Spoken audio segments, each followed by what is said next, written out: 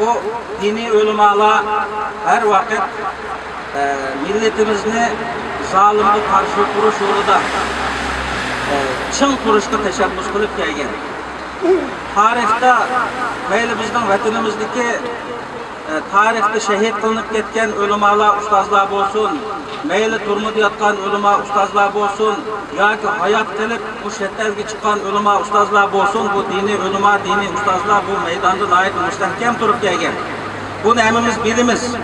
Şunun asasen muhterem qarindoshlar, endi hozirgi mushundaq millatning beshiga ig'ir kun kelgan mushundaq bir paytlarda bir qism ulamalarimiz, ustozlarimiz mushu sapga, mushu maydonga hech bo'lmagan vaqtida bir haftada bir qatim bo'lsin mushaga chiqib, mushu so'rinda mushu maydonda ko'rinishini, mushu millatimiz mushuni umid qilyapti. Mushu gap so'zni bizga mush qarindoshlarimiz deganligi uchun bu gapni har birlariga omonat suhbatda mishani da'vat etaman. Agar bu ulamolarimiz, ustozlarimiz haftada bir qatim mishaga oralab bo'lsa bir chiqib olmasa, tadrijiy holatda bir qism ulamolarimizning ismini chaqirishimiz mumkin. Falan ustoz, kokon ulama, kokon qarajim, ustani maqsimajim mishaga bir xabonma haftada chiqib bo'lsin, bir chiqib bir ko'rinib basli jamoatga deyishimiz mumkin. Bu gapni deyishdan burun muhtaram ustozlarimiz, ulamalarimiz orliqda bir chiqib jamoatchilikning oldida bir tursak, bir ko'rinsak, bunun savab ekanligini, Alloh ajr beradigan bir ish ekanligini hammamiz bilamiz. Buni hammamiz da'vatimiz. Alloh rozi bo'lsin. Bir qism ustozlarimiz alohida vaqt chiqarib kelyapti. Bu maydonlarda mustahkam turyapti.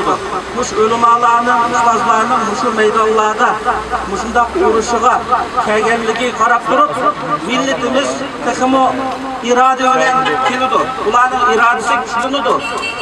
Bir qism chiqilinib qolgan qarindoshlarimizni davomli chiqdi. Bu yerga bunday chiqishni oson to'xtamayapti. Bu yerda nurg'unlagan mashina kirasi, vaqt, ishni tashlashdan iborat bo'lgan bir bedellar bilan mana shu millatimiz jiq bir bedel to'lab bu yerga kelyapti. Bunday bo'lgan ekan, ulamalarimiz, ustozlarimiz bir qism shunday alohida qarindoshlarimizni shu sapda davomli bo'lishini buni tashabbus qilamiz. Muhterem qarindoshlar, endi bu bir mesele. İkinci bir mesele, bu hizmet uzun müddetlik bir hizmet bo'lganligi uchun bir qism qarindoshlarimiz haftada 2 kun chiqishi mumkin, haftada 3 kun chiqishi mumkin. Lekin muhim bo'lgani shu maydon uzun müddet davomlashishi kerak. Bu maydon bo'sh qolmasligi kerak.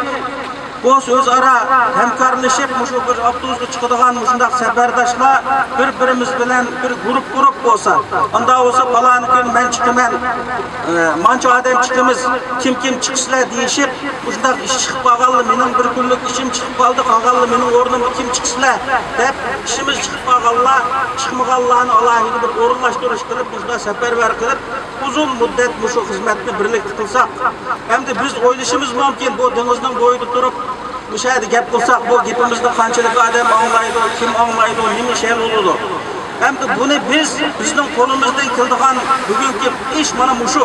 Hamda bu yerda mushu atrofimiz ko'rayotgandek qarindoshlarimiz har xil telefonlarda va kameralarda buni suratga olyapti, gap mushuni taqdiryapti. Bu qarindoshlarimizning bu xizmatni texmo jonliq qilishini umid qilamiz.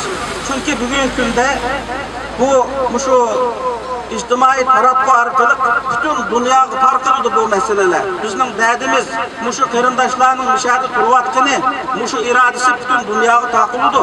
Bu hujjat bo'lib, isbot bo'lib, butun dunyoda mushu bizningki mushundaq bir zulm uchirganligimiz, shu zalim Xitoyning bizga zulm qilayotganligi, urug' tuqqanlarimiz, qavm qarindoshlarimiz, do'stlarimizni turmularga solib elib, ular bilan aloqalashmayotganligimiz, mushundaq en ig'ir bir kunda qolgan ekanligimizni biz demisek, bizning o'rnimizga chiqib yana bir millat demaydi qarindoshlar.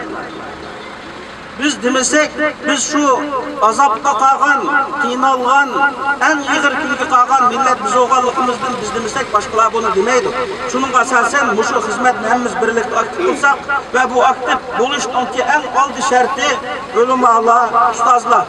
Agar darslarimiz imkon bo'lsa, etganda bo'ladigan darslarni gün keyin o'rinlashni ulug'lab qolsa, hech bo'lmagan vaqtida aralab bo'lsin, hatto bir qitim bo'lsin, ikki qitim bo'lsin, bu jamoatning oldiga chiqib bir ko'rilsak, jamoatlarimiz bir haqasa, muhtaram qarindoshlar. Alloh hammalardan rozi bo'lsin.